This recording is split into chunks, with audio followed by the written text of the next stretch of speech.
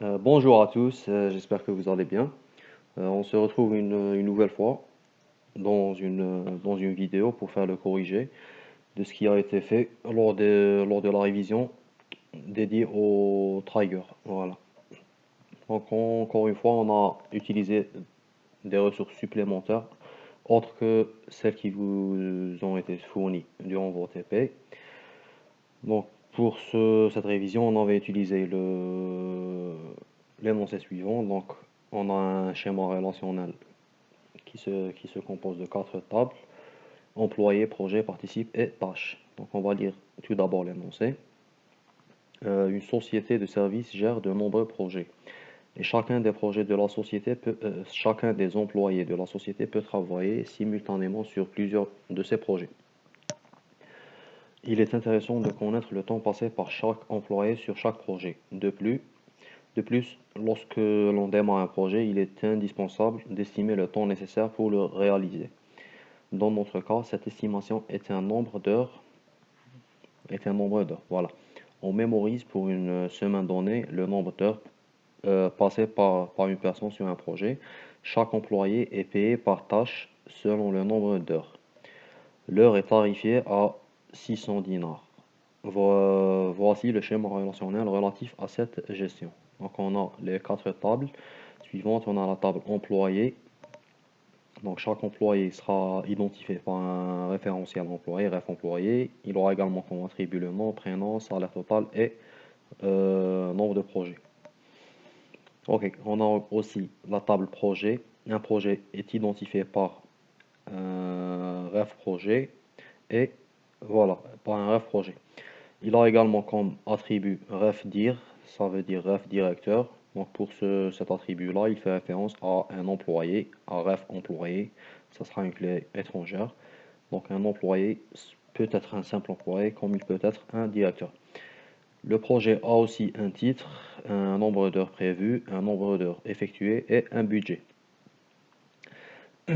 On a la table participe qui sera identifiée par la combinaison de deux colonnes, ref projet et ref employé. Ces deux colonnes seront également deux clés étrangères qui font référence respectivement à la table projet et employé.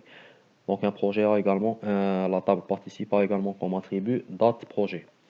Enfin, la table tâche qui sera identifiée par la combinaison de 3. Donc là, j'ai oublié d'ajouter le dièse.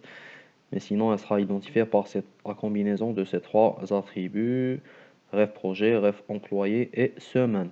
Pour les deux premiers attributs, vont également faire référence, ils vont faire référence aux deux premières tables, employé et projet, donc ça sera deux clés étrangères. Donc une tâche a également un nombre d'heures. Ok, parfait. Donc on va tout d'abord créer rapidement ce schéma-là, puis on passera à tous ces triggers qu'on verra par la suite. Ok, donc pour commencer, bon, je suis connecté en utilisant le système, je vais juste créer un nouvel utilisateur. Euh,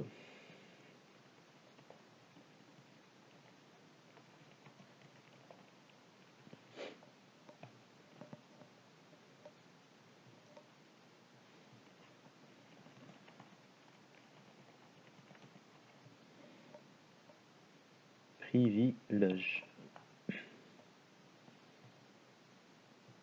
Ok. Et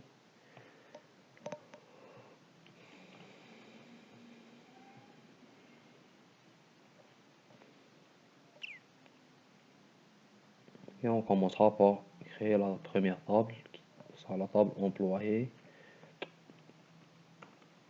Create table employé. On aura ref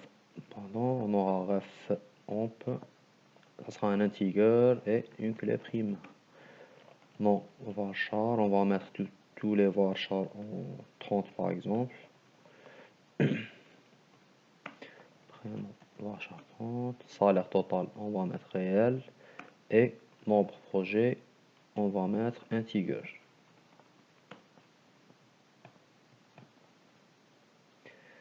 Parfait. Pour la table projet,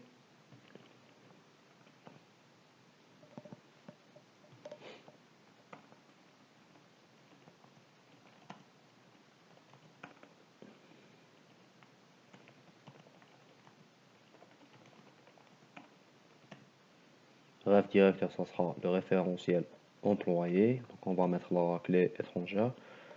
Varchar, on va mettre bon, 30 aussi. Nombre, heure et prévu. Ce sera un integer. Heure. Et enfin, foreign key, ref dire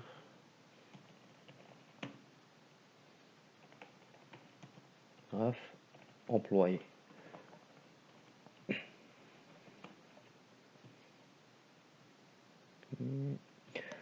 Foreign key, voilà, parfait. Participe.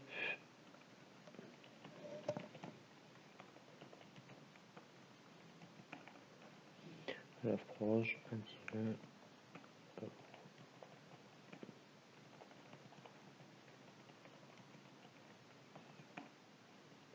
Date P, date.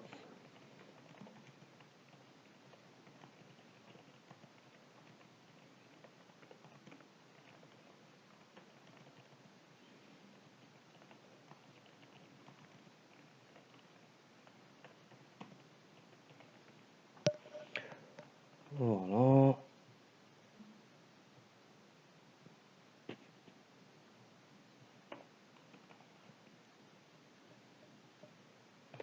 Enfin, la table tâche.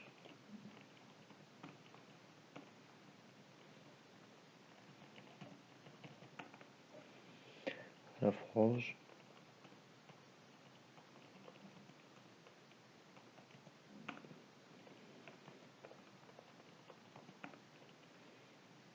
Semaine integer, le nombre de la semaine dans l'année, donc ce sera la première semaine, deuxième, etc. Donc pour la clé primaire, on avait dit que c'était la combinaison de ces trois colonnes, ref proche, ref amp et semaine. Nombre heure, integer, puis pour les foreign key, ref proche.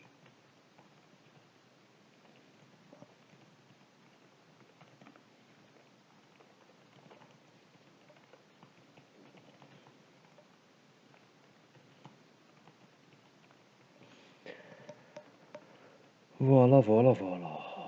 Parfait. Donc on peut passer maintenant à la création de nos triggers. Donc pour c'est organisé par partie. Donc pour la première partie, là, on va s'intéresser à la transformation et la mise à jour automatique des données.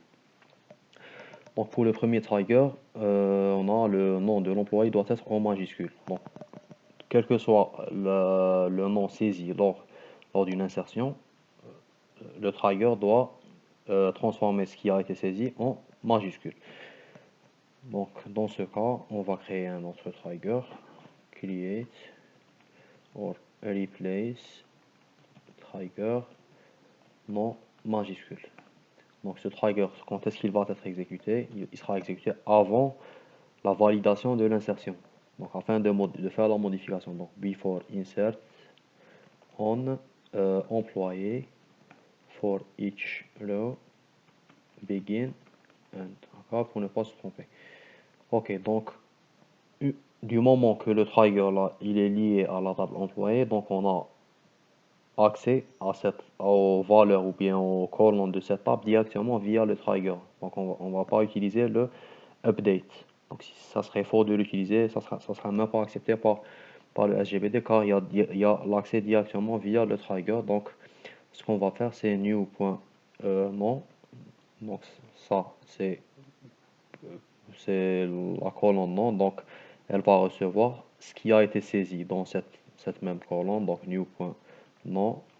Mais on va utiliser la fonction appel afin de transformer ce qui a été saisi en majuscule. Donc on valide, parfait. Donc si on vérifie, donc on a insert into employé values. Donc un employé, il a donc ref employé 1, le nom, on va mettre un prénom par exemple, salaire total 0, nombre de projets 0. Si on valide, parfait.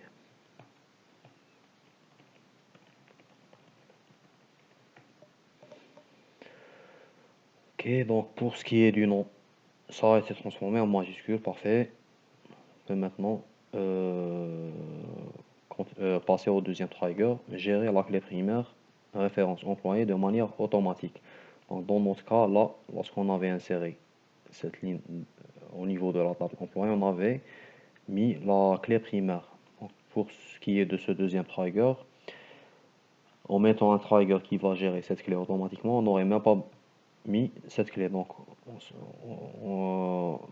lors d'une saisie, on a qu'à mettre que les autres colonnes, les valeurs des autres colonnes, nom, prénom, salaire total, etc., nombre de projets. Pour la clé primaire, le référentiel employé, il sera incrémenté de façon automatique par le trigger. Donc, pour ceux qui ont déjà utilisé MySQL, par exemple, il y a cette propriété. On peut ajouter la propriété auto-increment au niveau de la colonne clé primaire afin qu'elle soit gérée automatiquement. Donc, si c'est la première insertion, la ligne aura comme clé 1, puis ça passera à 2, etc. Donc, sur Oracle, il n'y a pas cette propriété, mais on peut la créer en utilisant, en utilisant un trigger. Donc, générer la clé primaire référence de manière automatique. Donc, on va créer un nouveau trigger. Ref automatique, par exemple. Ref employé. Donc là aussi, ça sera exécuté avant, before insert on employé for each row begin. Dans notre cas, là, on doit récupérer le ref employé maximal. Donc, si on fait une requête pour récupérer le référentiel employé maximal dans cette table, si jamais il y a le max c'est 10, donc pour ce nouvel employé, il aura comme idée 11. Donc, on va l'incrémenter. Et si jamais il n'y a aucun employé, donc on va rien récupérer à travers cette requête. Donc, ça sera le premier employé et on va mettre 1. Donc, l'idée, c'est d'ajouter une section, une partie de déclaration, pardon, déclare, dans laquelle on va mettre ID max integer, puis on va récupérer le ref employé maximal. Max select max ref emp into id max afin de mettre le résultat de ce max ref employé dans la variable id max from employé.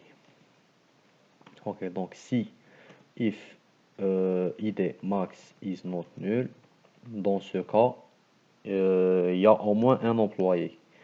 Donc then, je vais juste mettre le and if afin de ne pas l'oublier par la suite.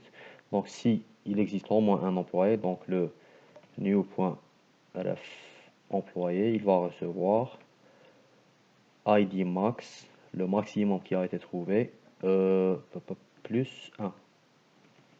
Voilà. Donc on va l'incrémenter de 1. Dans le cas contraire,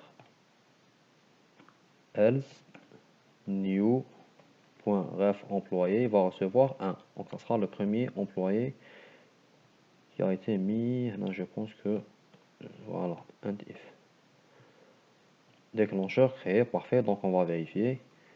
Insert into employé values ID. Bon, je vais pas mettre d'ID, donc on va préciser quels sont les colonnes qu'on va ajouter. Donc on va mettre nom. Je vais tout copier, nom, prénom jusqu'à nombre de projets. Donc pour les valeurs, on va mettre CCCC, DDDD, 0 et 0. Ok, donc si l'insertion a été acceptée, c'est que le trigger fonctionne. Car sinon, il y aurait eu un problème, car on n'a pas saisi toutes les informations nécessaires.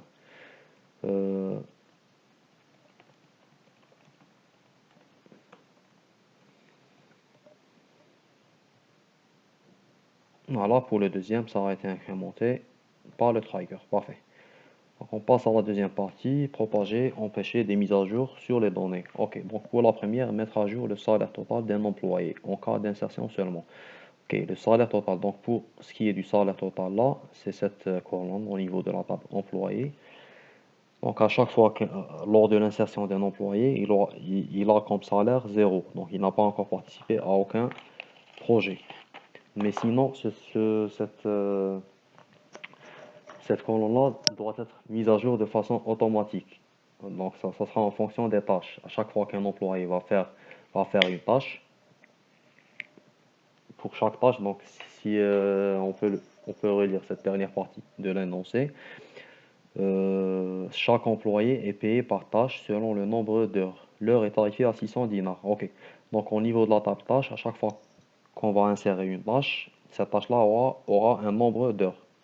Elle aura également un référentiel projet et un référentiel employé.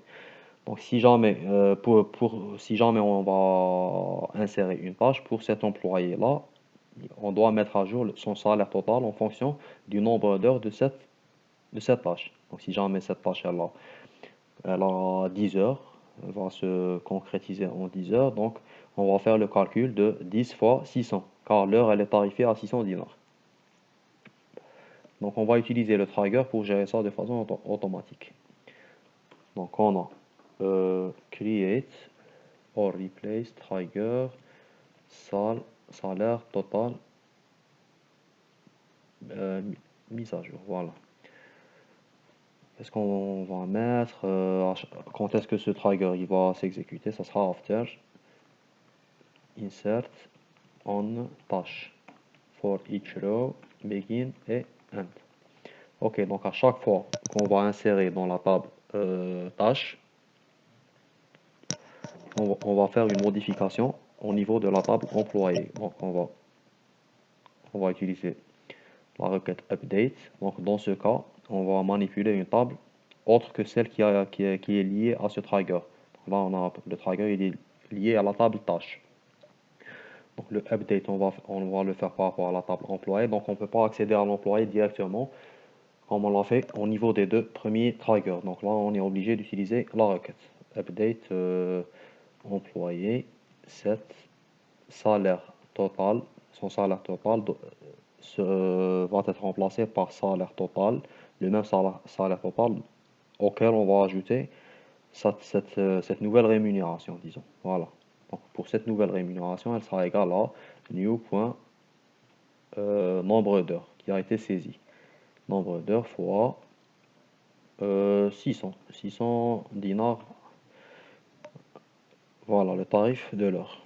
Donc non, on doit ajouter le where sinon sans le where, ce salaire sera ajouté à tous les employés. Donc where ref amp égale à new.refamp. Et on exécute, en principe on est bon. Parfait, donc on va l'essayer. Mais avant, on doit ajouter un projet. Parce que vu la contrainte de clé étrangère. Donc on va insert into projet values. Projet 1 par exemple. Bon, disons que le directeur, ce sera l'employé numéro 1.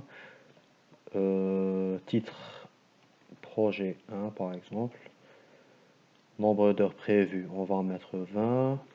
Nombre d'heures effectuées 0. Il n'y a eu aucune.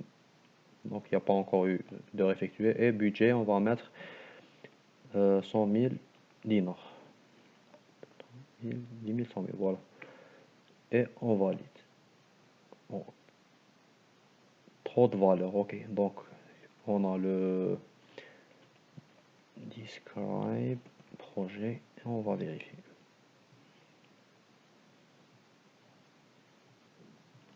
Donc qu'est-ce qu'on a mis? On a mis le référentiel projet, référentiel directeur, titre.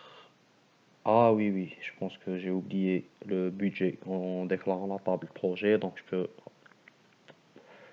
on peut l'ajouter en utilisant le alter table, projet, add, budget, on va mettre ça en réel.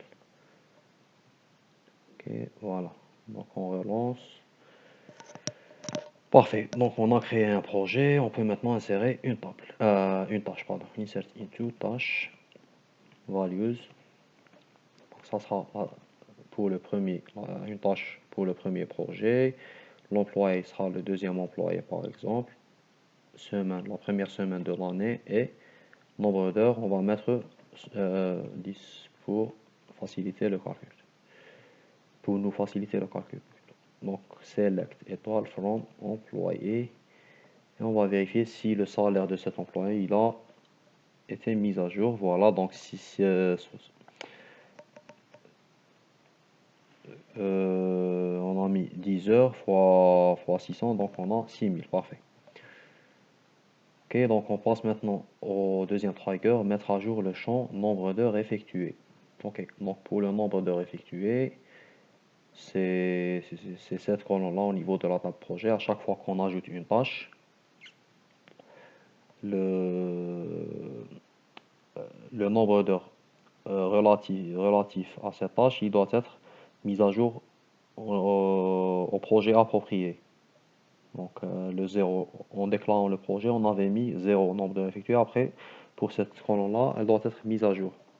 Seulement, on n'a pas précisé si c'était lors de l'insertion, la suppression ou bien la modification. Donc on doit gérer toutes les possibilités. Donc on va commencer par l'insertion qui est simple et on va développer par la suite. Donc on a create or replace trigger nombre heures effectuées mise à jour. Toujours after insert on tâche for each row begin et end. Ok, donc on va gérer que l'insertion maintenant et on passera aux autres opérations, aux autres possibilités. Donc à chaque fois qu'on va insérer dans la table projet, on va exécuter un update projet set nombre d'heures effectuées égale à nombre d'heures effectuées plus le nombre d'heures qui a été inséré dans la tâche. New point nombre d'heures where ref proj égale new point ref proj. Ok, donc dans le cas d'une insertion. Après, si on veut gérer aussi la suppression et la modification, on peut créer deux autres triggers, mais sinon on peut gérer le tout dans un seul et unique trigger de la façon suivante. Donc after insert or delete par exemple. On va gérer les deux cas. Donc pour gérer ça, une fois qu'on a deux possibilités pour un trigger, il faudra ajouter une condition if insert then, donc if inserting then, dans ce cas, and if, dans le cas d'une insertion, le trigger va exécuter ce bout de programme. Après, pour gérer la suppression, if deleting then and if. Et à l'intérieur, on va mettre le code approprié. Donc ça sera aussi un update par rapport à la table projet. Set nombre d'heures effectuées, il sera égal à nombre d'heures effectuées moins ce qui a été supprimé. Donc pour avoir la valeur de ce qui a été supprimé, on utilise maintenant le old. Point nombre d'heures where ref proj égale à old point ref proj. Voilà, on exécute. Parfait. Maintenant, pour gérer la mise à jour or update. Donc, on va aussi ajouter, et vous l'aurez compris, un nouveau if. Updating, then, and if. Donc, dans le cas d'une modification, il y aura deux choses à gérer. Soit ça sera une modification dans laquelle on va ajouter un nombre d'heures. Donc, si jamais on avait une tâche qui avait un nombre d'heures de 10, et après la modification, le nombre d'heures il sera égal à 15. Dans ce cas, on a ajouté les 5. Et on doit mettre à jour en ajoutant les 5 heures supplémentaires au niveau du projet. Dans l'autre cas, on va diminuer le nombre d'heures d'une tâche. Donc si jamais cette tâche qui avait comme nombre d'heures 10, après la modification, elle aura 5 par exemple. Donc on doit gérer cette soustraction-là. Donc pour faire la distinction entre les deux possibilités, on doit aussi utiliser le if. Donc if new.nombre d'heures. Si la nouvelle valeur de nombre d'heures elle est supérieure à l'ancienne, old.nombre d'heures, then, donc si jamais la nouvelle elle est plus grande, donc on va ajouter la différence. Then, donc, and if pour ne pas les oublier, voilà. Donc dans ce cas, update projet set nombre d'heures effectuées, il sera égal toujours à un nombre d'heures effectuées plus la différence de ce qui a été ajouté. Pour avoir la différence, on va mettre new.nombre heures moins l'ancienne. Old.nombre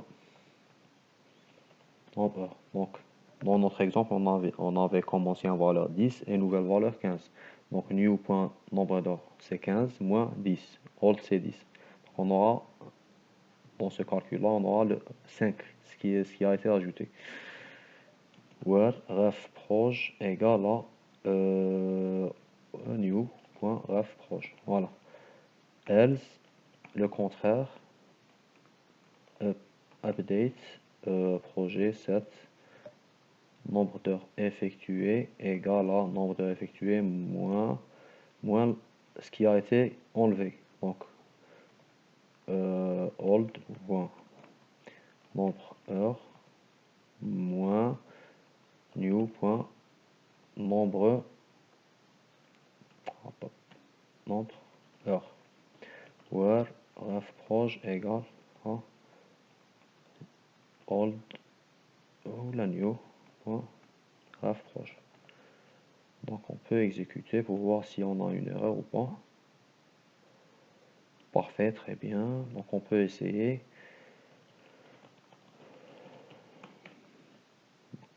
Donc pour cette tâche-là, elle a 10 heures. Et pour le projet, je pense qu'il a... donc, voilà, donc on va créer une nouvelle tâche. Select... Pardon, insert into tâche values parce qu'on avait déjà le 10 là.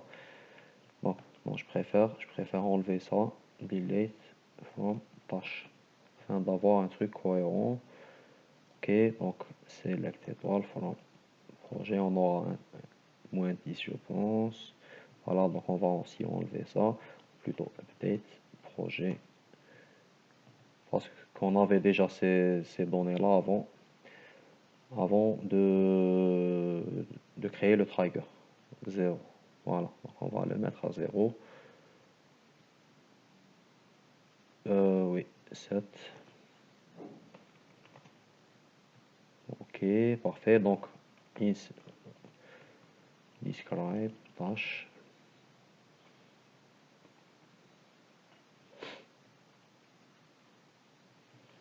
Insert into tâche values.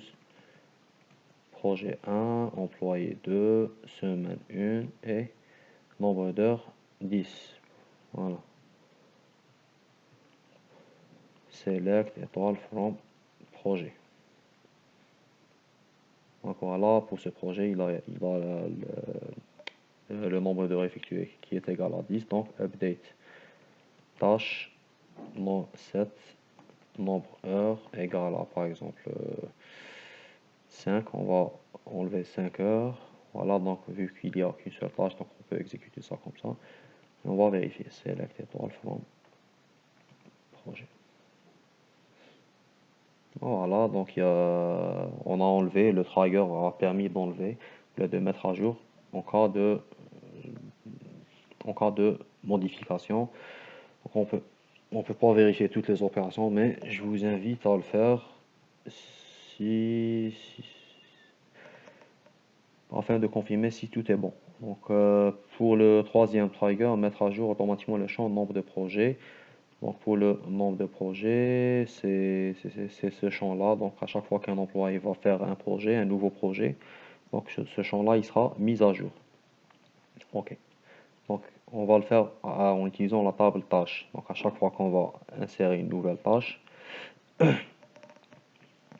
on va vérifier si cet employé a déjà travaillé dans ce projet. Dans ce cas, on va rien faire. Mais sinon, si c'est une tâche relative à un nouveau projet, dans ce cas, on va incrémenter le nombre de projets dans lesquels participe cet employé. Donc pour ce, create or replace trigger mise à jour. After insert on tâche for each row begin et dans ce cas on aura aussi besoin d'une déclaration integer par exemple. Donc on va récupérer lors de l'insertion d'une tâche, on va voir si cet employé a déjà travaillé dans ce projet ou pas. Donc select count, on va en faire un count into mb from tâche. Donc un instant.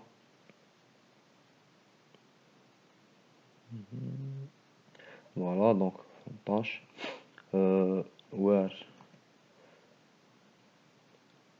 ref employé égale à new.refemp and ref proj égale à new.refproj. Ok, donc on va instancier la valeur mb à 0 if mb supérieur à 0. Donc si jamais, ou là disons que if mb égale à 0, voilà disons, then and if. Donc si jamais le mb sera toujours égal à 0, ça veut dire que cet employé n'a jamais travaillé dans ce projet. Et dans ce cas, on va incrémenter le nombre de projets. Update, projet, set, nombre de projets égal à nombre de projets plus 1. On exécute,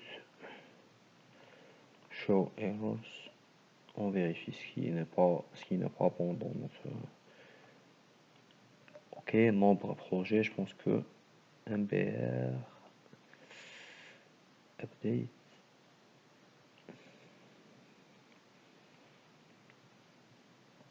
je vais juste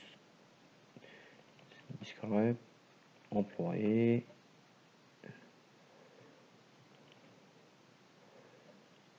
mbr projet égale à mbr projet plus 1. Ok, show errors.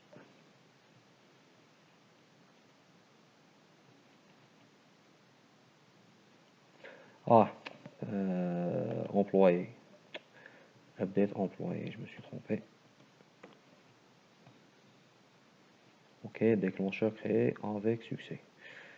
Pour le dernier employé, interdire au directeur d'un projet d'effectuer des tâches sur son propre projet. Ok.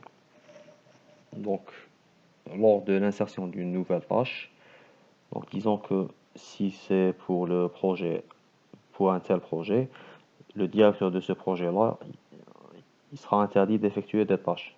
Donc, les tâches sont relatives au simple employé. Donc, on va créer un trigger, voilà, create or replace.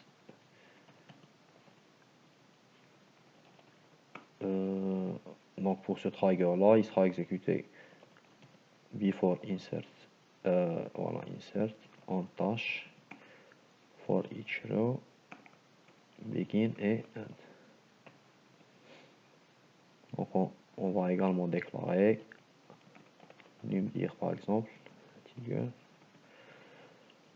on va sélectionner à partir de la table projet pour vérifier si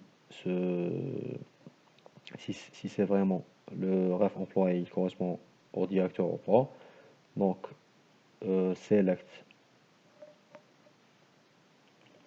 bon, on va faire un count par exemple, ou bien on va retourner le ref dire par exemple, into num dir from projet where ref proj égale à new.refproj and ref dir égale à new.ref employé. Ok. Donc si jamais, et on va mettre ce num dir, on va l'instancier à 0. Donc si jamais ce num dir il est différent de 0, if num dir par exemple supérieur à 0, mais sinon on pouvait aussi, voilà, on peut laisser ça comme ça, then and if. Donc si jamais il est supérieur à 0, ça veut dire qu'il est déjà directeur de ce projet. Si jamais il n'est pas égal à 0, plutôt. Donc dans ce cas, on va utiliser la fonction raise application error. Ok. Donc pour cette fonction-là, elle va bloquer l'exécution de ce trigger tout en affichant un message avec un code d'erreur. Pour le code d'erreur, ça sera le premier champ. Donc ça sera une plage allant de 20 000 jusqu'à je pense, allant de moins 20 000 plutôt jusqu'à moins 20 999 ou un truc du genre, mais bon. Donc ça permet d'organiser les erreurs selon des codes. Donc si jamais on a par exemple des erreurs liées à la modification, on peut mettre toutes les éventualités en utilisant un seul code. Donc ça permet juste d'organiser les erreurs, voilà, de façon simple. Voilà, par exemple, vous êtes le directeur. On peut valider. Donc, before insert on. Voilà, déclencheur créé avec succès. Donc, vous pouvez essayer tous ces déclencheurs. C'est juste pour aller vite, vu qu'on est déjà à 37 minutes.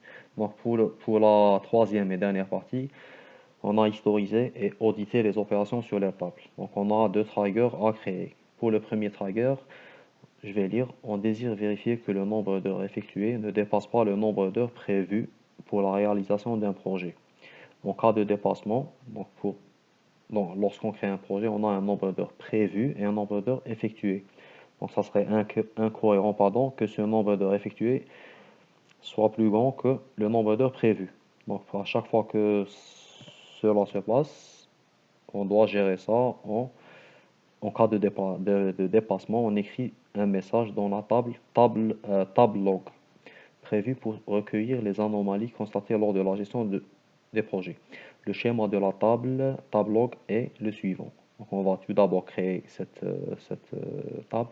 Le champ num problem est un champ qui doit être rempli et incrémenté automatiquement. Ok, donc on aura aussi à créer un trigger pour gérer automatiquement cette clé primaire. Ok, create table table log, on va le faire rapidement. Num problem integer clé primaire, date problème de type date, ref projet integer, ce sera le référentiel projet, et message varchar, on va mettre 300 au pif. Foreign qui ref projet references.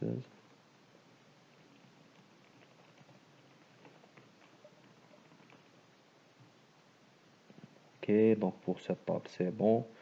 Pour le numéro du problème là, il doit être géré de façon automatique, donc on va créer un nouveau trigger.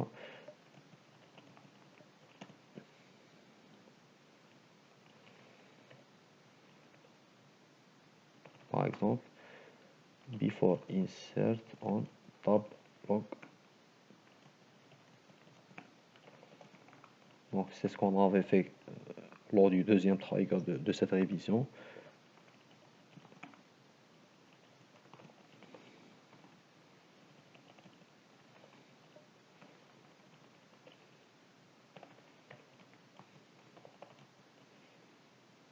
ID max, je préfère.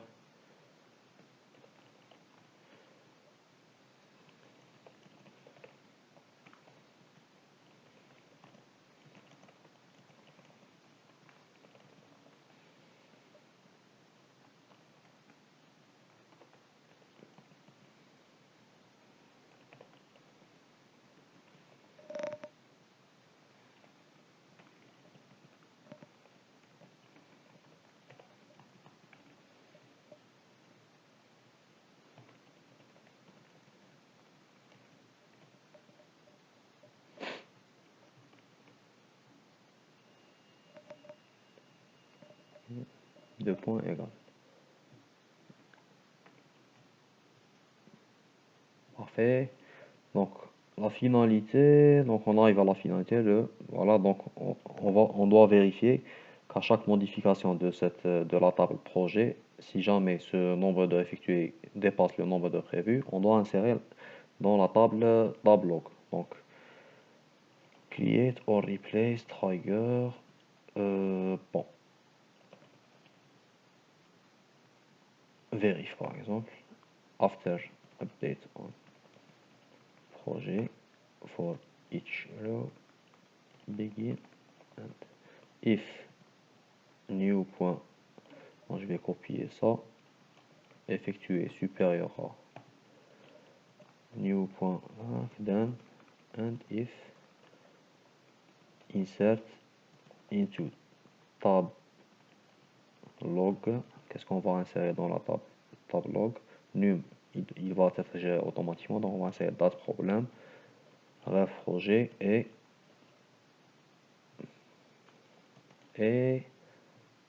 message values. Donc pour la date, on va mettre 6 dates pour récupérer la date actuelle. Donc c'est une fonction prédéfinie qui retourne la date actuelle. Ref projet, il a été inséré, il a été modifié lors de la modification de la table projet. Donc new.ref projet, on récupère ça. Et message, on mettra ce qu'on voudra. Voilà. Et on exécute. Donc on peut select étoile from projet. Donc supposons que ce projet il a déjà 5 heures. Donc on va select étoile from tâche. On va modifier cette tâche de façon à ce que le nombre d'heures dépasse le effectué dépasse le nombre d'heures prévu. Tâche 7 nombre heures égale à 30 par exemple. Ok. Select étoile from projet 30 et select étoile from tab log. Okay, donc on a une nouvelle insertion qui a été insérée vu que le nombre d'heures effectuées il a dépassé le nombre d'heures prévues. Donc pour le dernier trigger, la tab log est une table qui ne doit pas être modifiée. En cas de modification de celle-ci, on veut connaître celui qui l'a modifié, l'utilisateur courant, user. Et la date de modification, ces informations seront ajoutées automatiquement insérées dans la table audit table log. Donc on va créer cette dernière table audit table log dans laquelle on va stocker l'historique de modification de la table log. Create table audit table log. Ok. New problème integer modifié par varchar, ça sera l'utilisateur qui a modifié cette table, et date modif de type date. On peut exécuter ça. Ok. Ok, donc maintenant on va créer le trigger.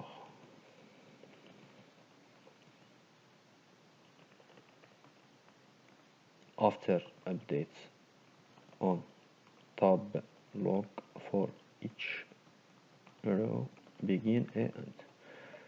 Donc à chaque fois qu'on va modifier dans la table log, on va insérer tout simplement dans la table insert into dans la table audit. Bon, je vais copier audit table log values. Donc pour les valeurs, on a numéro du problème. On va récupérer le même qui a été modifié dans la table log. Donc num pb. Le user, on va utiliser la fonction user pour récupérer le user courant et sysdate pour récupérer la date actuelle. Voilà, donc tab log update tab log set message par exemple égale à voilà. Donc voilà, on peut vérifier maintenant la table audit. Voilà, la ligne elle a été rajoutée correctement. Voilà, voilà. Donc je pense que c'était la fin de cette révision. J'ai essayé d'aller vite à un moment pour finir cette vidéo un peu plus, pour ne pas dépasser une heure. Voilà, donc j'espère que c'était clair. Vous aurez comme d'habitude corriger cette fiche PDF dans la description. Voilà, donc je vous dis bon courage et à la prochaine.